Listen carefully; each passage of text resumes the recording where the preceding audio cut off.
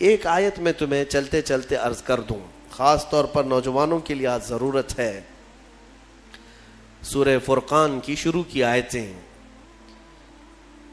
اس میں اللہ تعالیٰ فرماتا ہے قیامت کے دن کچھ لوگ ایسے پکڑے جائیں گے، قیامت کے دن کچھ لوگ ایسے پکڑے جائیں گے کہ جن کا جرم کیا تھا وہ میں آپ کو بتاتا ہوں.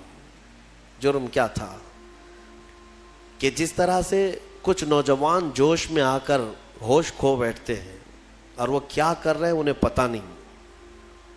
اس کا تجربہ ہے، کئی علاقوں پر ہم نے دیکھا ہے. جوش میں تم بپھر کر باہر تو آ گئے، لیکن کس کو مار رہے ہو، کس پر پتھر برسا رہے ہو، اس کا کوئی ہوش نہیں. کس غرض سے آئے ہو یہ بھی پتہ نہیں، تمہارا مطالبہ کیا ہے یہ بھی نہیں معلوم.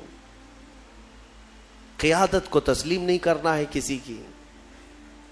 تو اس کا انجام کیا ہوتا ہے میں آپ کو بتاتا ہوں. حالات بگڑتے ہیں اور اس کے بعد یہ ہنگامہ آرائی ختم ہوتی ہے تو پکڑے وہ جاتے ہیں جو تماشا دیکھنے کے لیے گئے تھے. ہاں، اکثر ایسا ہوتا ہے کہ وہ لوگ پکڑے جاتے ہیں، بعد میں وہ کہتے رہتے ہیں میں تو سامان لانے دکان پہ گیا تھا، پولیس مجھے پکڑ لے گئی.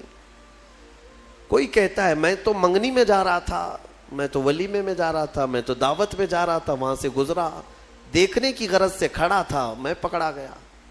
یہ باتیں جو آتی ہیں میں آپ کو بتاتا ہوں. قرآن پاک کی آیت، اللہ تعالیٰ قرآن میں فرماتا ہے یا ویلتا لیتنی لم اتخذ فلانا خلیلا. کچھ لوگ قیامت کے دن پکاریں گے اے کاش میں فلاں کی دوستی نہیں کیا ہوتا تو کتنا اچھا ہوتا. صرف دوستی کرنے کی وجہ سے کچھ لوگ جہنم میں جا رہے ہوں گے. ہاں، کچھ لوگ صرف اس لیے پکڑے گئے ہوں گے کہ تمہاری سنگت بری تھی، تمہاری صحبت خراب تھی. ہاں، تم فواہشات کرتے تو نہیں تھے لیکن فواہشات کرنے والوں کے ساتھ کھڑے ہوتے تھے، ان کی صحبت میں کھڑے ہوتے تھے. جوا کھیلتے نہیں تھے لیکن جواریوں کے ساتھ بیٹھتے اٹھتے تھے اور جوا دیکھ کر کے خاموش رہتے تھے. قیامت کے دن ان کی بھی پکڑ ہوگی اور انہیں کھینچ کر فرشتے لے جا رہے ہوں گے. وہ پکاریں گے میرا کیا قصور ہے، میں کیا کیا، میرا کیا جرم ہے. کہیں گے فلاں کے ساتھ جو تیرا گٹھ بندھن تھا، فلاں کے ساتھ جو تیری دوستی تھی. تب یہ پکارے گا یا ویلتا لیتنی لم اتخذ فلانا خلیلا. اے کاش میں فلاں کی دوستی نہیں کیا ہوتا تو کتنا اچھا ہوتا، میں تو بچ گیا ہوتا آج. لقد اضلنی عن الذکر، اسی نے مجھے غافل کر دیا، گمراہ کر دیا اللہ کے ذکر سے. اس لیے میرے عزیزو ایک بات یاد رکھیں، بہت ساری چیزیں میرے آقا صلی اللہ تعالیٰ علیہ وسلم کی حدیث سے میں تمہیں ثابت کر کے بتاؤں. حضور نے فرمایا برے آدمی کی صحبت میں بیٹھنا ایسے ہی ہے جیسے کوئلے کی کان میں جا کر آنا. کوئلے کی کان میں اگر تم سفید کپڑا پہن کر کے جاؤ گے اور آؤ گے، نہ کوئلہ اٹھاؤ نہ کوئلے کی کان میں کام کرو، لیکن تمہارے جا کر آتے ہی تمہارے سفید کپڑوں پر کالک لگ ہی جائے گی. اور حضور اکرم صلی اللہ علیہ وسلم کی حدیث کا مفہوم یہ بھی ہے. اور اچھوں کی صحبت میں بیٹھنا ایسے ہی ہے جیسے عطر کی دکان میں جا کے آنا. عطر لگاؤ نہ لگاؤ لیکن دکان میں جا کے آنے کے بعد تھوڑی بہت کپڑوں میں خوشبو آئی جاتی ہے. کیسی مثالوں سے میرے آقا نے فرمایا. اسی طرح دنیا میں تم اگر صالحین کی صحبت میں بیٹھتے اٹھتے ہو، اچھوں کی صحبت میں بیٹھتے اٹھتے ہو، تو اس کا اثر اتنا ہوتا ہے کہ قیامت کے دن جہاں وہ جا رہے ہوں گے فرشتے تمہیں بھی وہیں پر بھیجتے. ہاں، بزرگوں کی صحبت میں بیٹھنے والوں کو ہم نے دیکھا ہے. بعض روایات میں ہم نے یہ بھی پڑھا سرکار غوث اعظم عبد القادر جیلانی رضی اللہ تعالیٰ عنہ کے ہاں کام کرنے والا جو دھوبی تھا غوث پاک کے انتقال کے بعد بغداد کے بڑے بڑے علماء اگر کسی مسئلے میں پیچیدگی آتی تو اس دھوبی سے جا کر سوال کرتے، اس مسئلے کا حل آپ کو معلوم ہے؟ وہ جواب دے دیا کرتے. کیوں؟ میاں صحبت میں جو بیٹھتا تھا روزانہ فقہی مسائل کو سننا، اس کی پیچیدگیوں کو سننا، سنتے سنتے صحبت کا اثر اتنا کہ وہ فقہ کی باریکیاں بھی لوگوں تک بیان کرنے لگ جائے.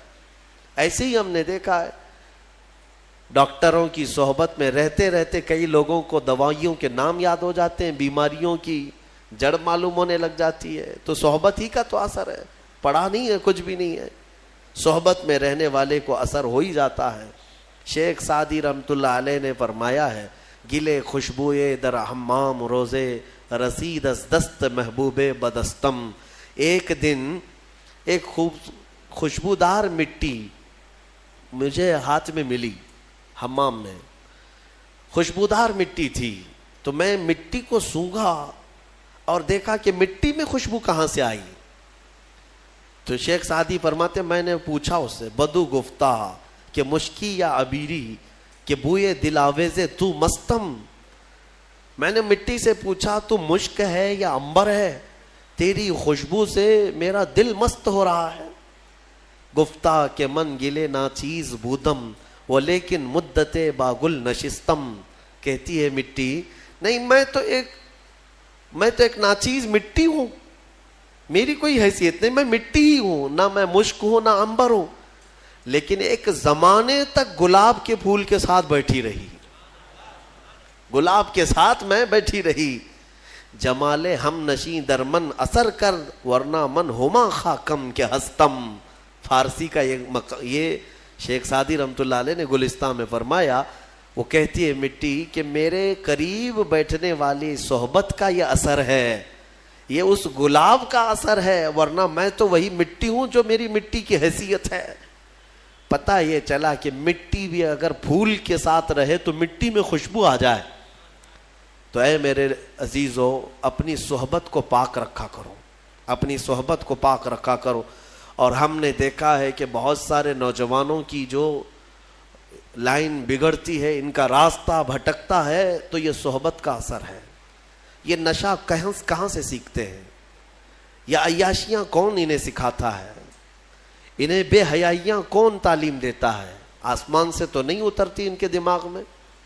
ان کی صحبت, یہ دوستی ایسے لوگوں سے کرتے ہیں جہاں پر دوستی یاری میں دوست ایسی چیزیں کانوں میں بھرنے لگ جاتے ہیں, اس کو بیچارے کو کچھ نہیں معلوم, یہ سادہ ہوتا ہے, لیکن باہر نکلتا ہے اور دوستوں سے نئی چیزیں سننے لگتا ہے. اور کچھ شیاطین ایسے ہیں جو دوست کی شکل میں آتے ہیں, شیطان دوستوں کی شکل میں آتا ہے, نئے پروڈکشن تمہارے سامنے لانچ کرتا ہے, بتاتا ہے اس نشے میں اتنا اثر ہے, یہ لیں گے تو ایسا ہے, وہ کریں گے تو آسمان میں اڑیں گے, ٹرائی کرنا ہے, اس کو ٹیسٹ کرنا ہے.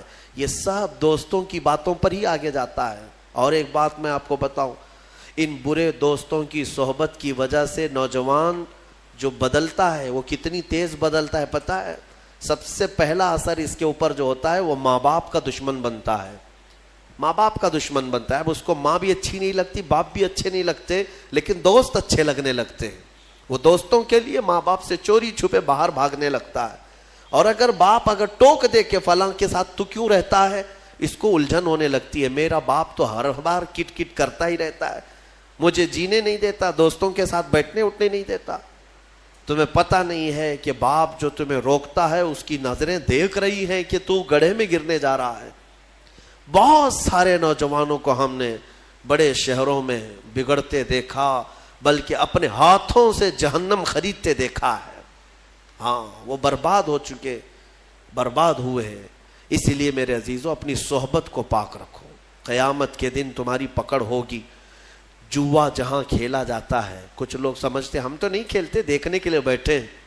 پتہ ہے آپ کو, فرمایا کہ جہاں جوا کھیلا جاتا ہے وہاں سے اللہ تعالیٰ کی رحمت 40 دن کے لیے اٹھ جاتی ہے, ختم. اس جگہ پر رحمت نہیں آتی ایک بار کوئی وہاں پر کرے اس زمین پر, تو جو وہاں پر بیٹھے ہوتے ہیں ان سب پر اللہ کا غضب ہوتا ہے.